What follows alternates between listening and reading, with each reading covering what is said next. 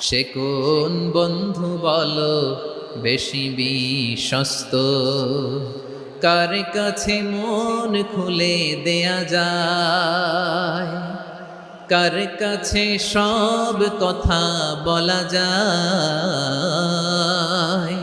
হওয়া যায় বেশি আশ্বস্ত। তার নাম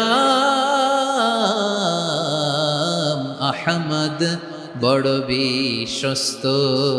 সে কোন বন্ধু বলো বেশি বিশ্বস্ত, কার কাছে মন খুলে দেয়া যায়, কার কাছে সব কথা বলা যায়, হওয়া যায় বেশি আশ্বস্ত। তার নাম